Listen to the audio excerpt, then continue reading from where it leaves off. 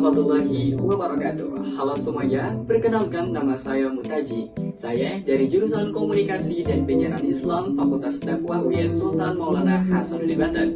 Pada video kali ini, saya akan membuat learning jurnal mata kuliah Teknik Reportase dan Investigasi Berita yang dimana diampu oleh Bapak Dr. Adi Kusuma MSc.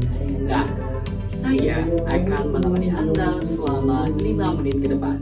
Selamat menyaksikan.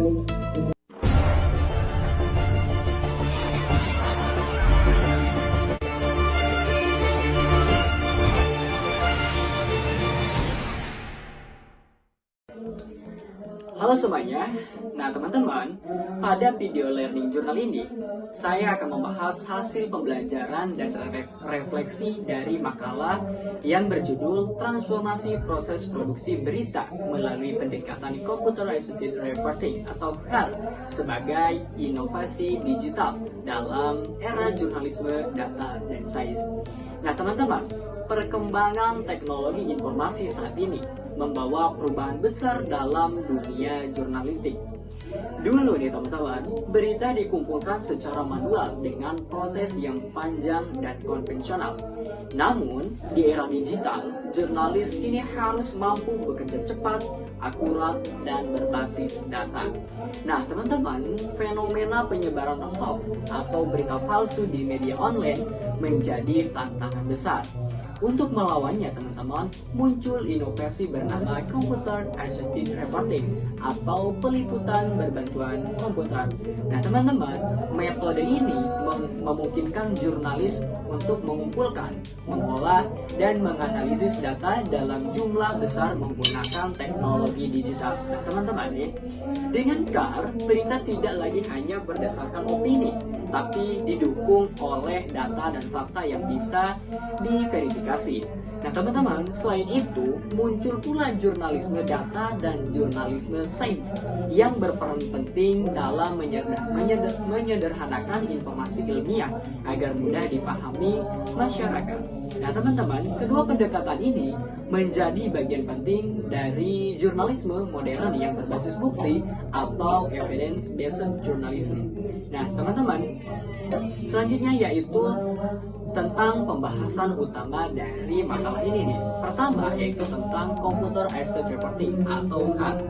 CAR menggunakan alat bantu seperti spreadsheet, perangkat lunak analisis data, hingga visualisasi grafis untuk membantu jurnalis menemukan pola tersembunyi di balik angka.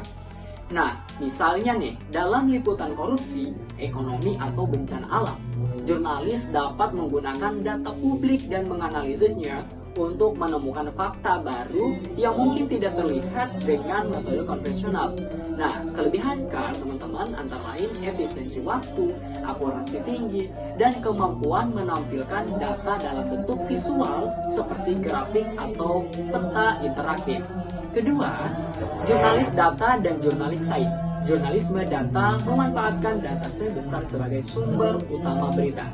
Nah teman-teman, di Indonesia, contoh penerapan yang bisa kita lihat di portal Katadata.id atau Bertiga.id yang menampilkan infografis informatif berbasis data resmi. Nah, sementara itu teman-teman, jurnalisme sains berperan penting dalam menghubungkan dunia ilmiah dengan masyarakat. Nah, kita bisa ambil contoh misalnya saat pandemi COVID-19. Jurnalisme sains membantu publik memahami riset dan kebijakan kesehatan secara sederhana tanpa menghilangkan esensi ilmiah. Nah, ketiga, manajemen produksi berita. Proses ini mencakup 3 tahapan utama: praproduksi, produksi, dan pasca produksi. Nah, tahap praproduksi meliputi perencanaan dan penugasan liputan. Tahap produksi berfokus pada pengumpulan data, wawancara, serta penulisan naskah berita. Nah, sedangkan pasca produksi mencakup penyuntingan, penyusunan rundown, hingga penayangan berita.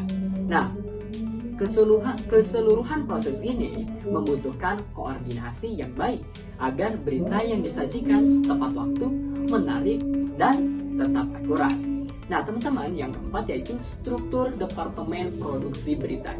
Dalam divisi pemberitaan terdapat beberapa disk penting seperti desk penugasan, desk liputan, desk naskah, desk produksi, desk teknis, dan hingga desk digital.